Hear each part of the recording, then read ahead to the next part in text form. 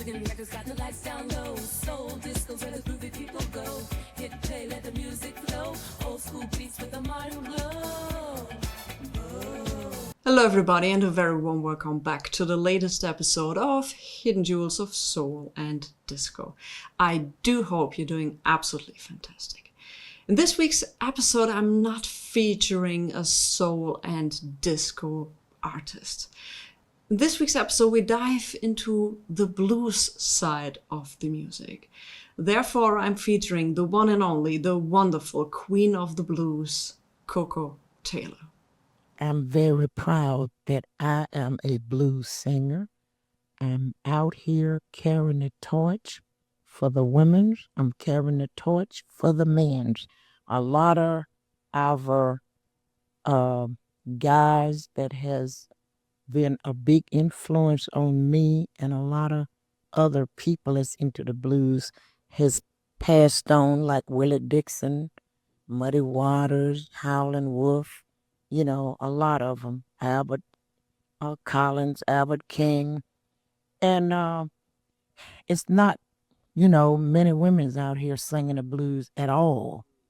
And I happen to be one of the women that's out here leading her own band, doing the same thing that the men's are doing. And it's not the easiest thing in the world, but it's something that you have to really love what you're doing and want to do it to hang in there. So that's what I'm doing today, and that's why I'm still doing it, and that's what I mean when I say I love the blues. Can you tell me about bills to pay? A bill for my furniture, I got a bill for my gas, a bill for my lights. How long can it be? I got pollution. Gotta get rid of pollution.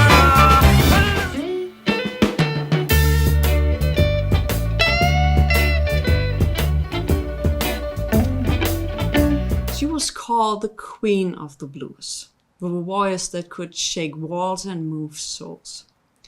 She turned hardship into art and inspired generations.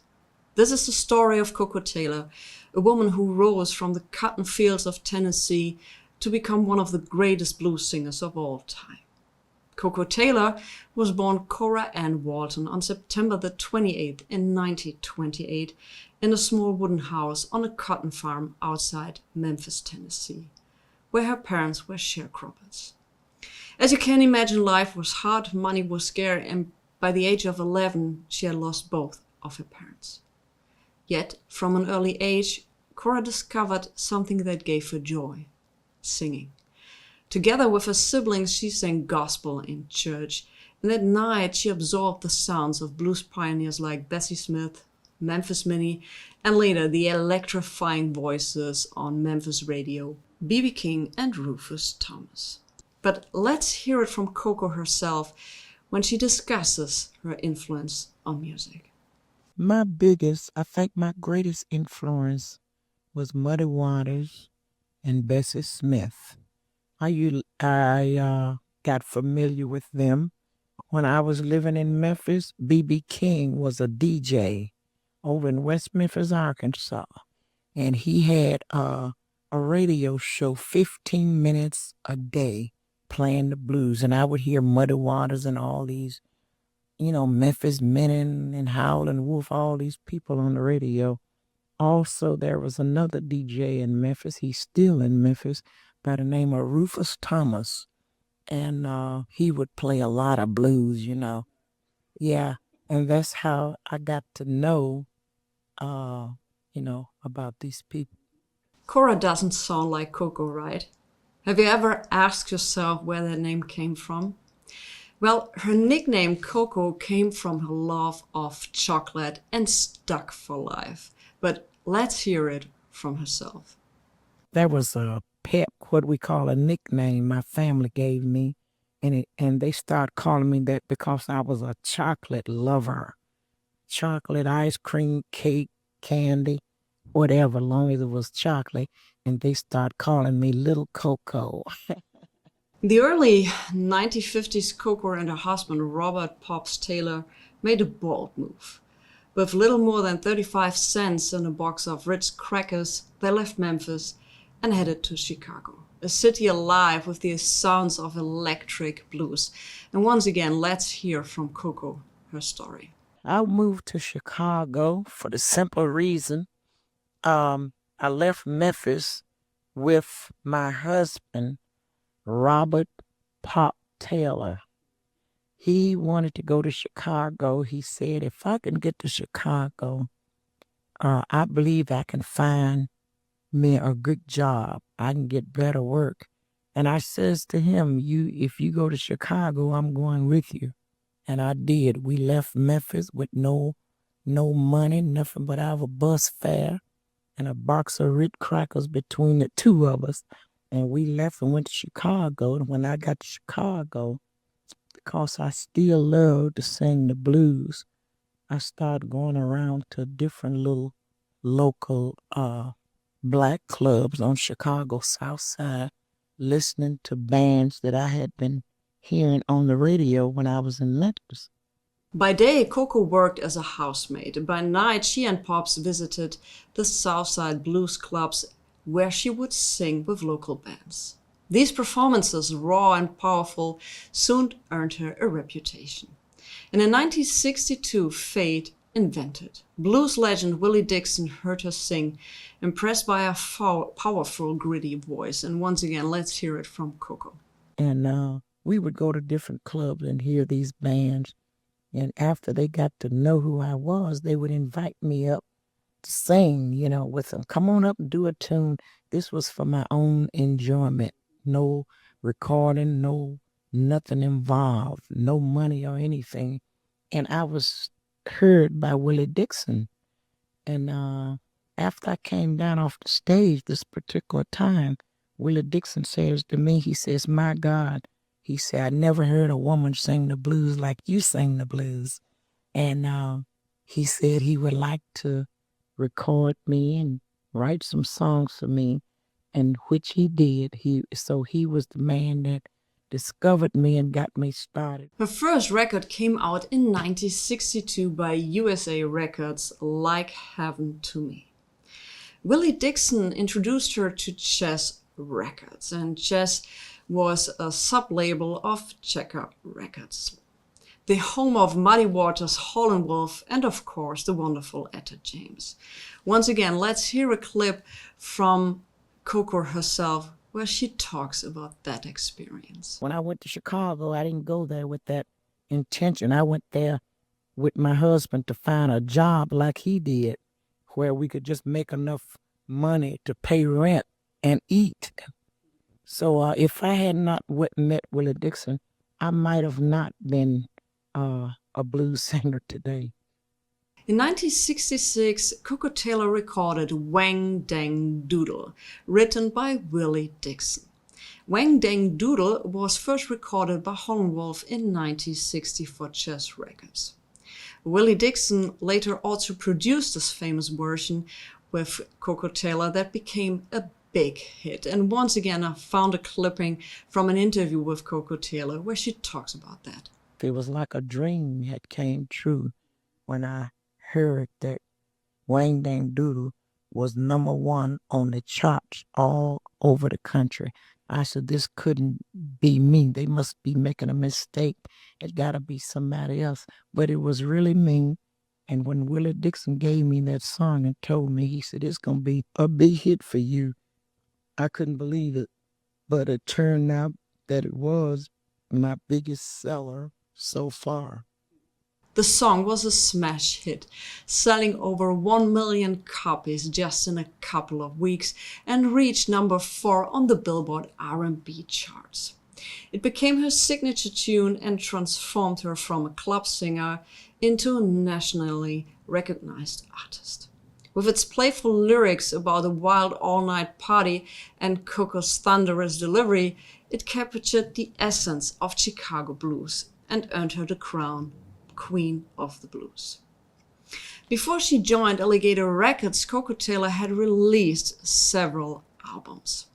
including Koko Taylor in 1969 on Chess Records. Then we have Basic Soul in 1962 and Southside Lady in 1973 on Black and Blue Records. And Basic Soul is an album I absolutely want to put the spotlight on today. If you want to have an original copy of this album, it ranks between $20 to $40, once again, depending on the condition.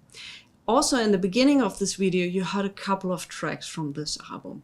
And if you are into blues or want to get to know blues, this one is from me highly, highly recommended. But let's continue with the story of Koko Taylor. Starting in 1975, she began her legendary partnership with Alligator Records, which lasted until her final studio release, Old School, in 2007. During this era, she recorded milestones such as I Got What It Takes in 1975, The Earth Shaker in 1978, and From the Heart of a Woman in 1981. Queen of the Blues was released in 1985, Force of Nature in 1993, and Royal Blue in 2000, all of which cemented her reputation as the Queen of the Blues. After Chess Records closed its door, Chess Records effectually closed its doors in 1975 after the label was sold to GRT, which is General Recorded Tape, in 1969, and operations wound up down over the following years.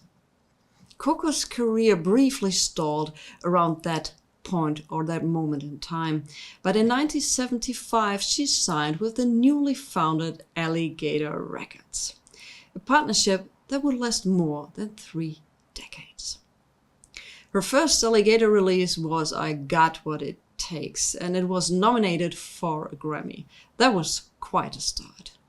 Over the years, she released 9 albums on the label, 8 of them Grammy nominated. Songs like I'm a Woman, Let the Good Times Roll, and I Got What It Takes showcase her energy and unmistakable growl. Critics described her voice as a force of nature, a growl that could shake the rafters of any club. Koko wasn't just a recording, she was constantly touring, often performing 70 shows a year. She brought the Chicago blues to audiences around the world, from smoky bars to major festivals. Let's talk a little bit about her awards, shall we? Well, her list of honors is as long as her touring schedule. Koko Taylor received 11 Grammy nominations, winning in 1985 for Best Traditional Blues Album, the Howlin' Wolf Award in 1996. She was inducted into the Blues Hall of Fame in 1997. She has the Blue Foundation Lifetime Achievement Award in 1999. And in 2004, the National Heritage Fellowship from the National Endowment for the Arts, the highest honor for traditional artists in the US. She also holds the record for 29 Blues Music Awards, more than any other artist. Today, the award for traditional blues female artists carries her name, the Koko Taylor Award. What an achievement. Koko Taylor's style was raw, uncompromising, and deeply emotional. Unlike many of her contemporaries, she didn't smooth her edges for crossover appeal. She stayed true to the grits of the blues. Her influence reached far beyond blues, the blues community. Artists like Bonnie Raitt, Janis Joplin, Susie Cheshire, and Shimaka Copeland all cited Koko as a major inspiration. She opened doors for women in blues, providing they could command the stage with as much power and presence as any man. But once again, let's hear it from Koko herself. I wouldn't change nothing but keep on doing what I'm doing, reach out, try to reach out to more fans, more friends and listeners all over the world, especially a lot of the young people, both white and black, and try to educate them to the blues and show them and teach them that all music is blues is the root of all music, and this is where all of the rock, pop, jazz, and country and western, all of all of those brand of music come from the blues. The blues is the roots of all music, and show them that our music is just as good, just as popular and soulful as any other music you listen to today, because as you know, the blues has never gotten the recognition and the respect that other music has over the past years. We never got the same airplay and things like other music do. You can listen to a radio station where they playing all kind of music, and you sometimes you never hear one blues song out of 24 hours. So this is what I'm saying. But however, blues is still alive, and right now it's very much alive all over the world, even in Europe. People love the blues and supporting the blues. And so I can only say that the blues is very popular everywhere, and it's very much alive, even though people like myself that's still paying dues and carrying the torch.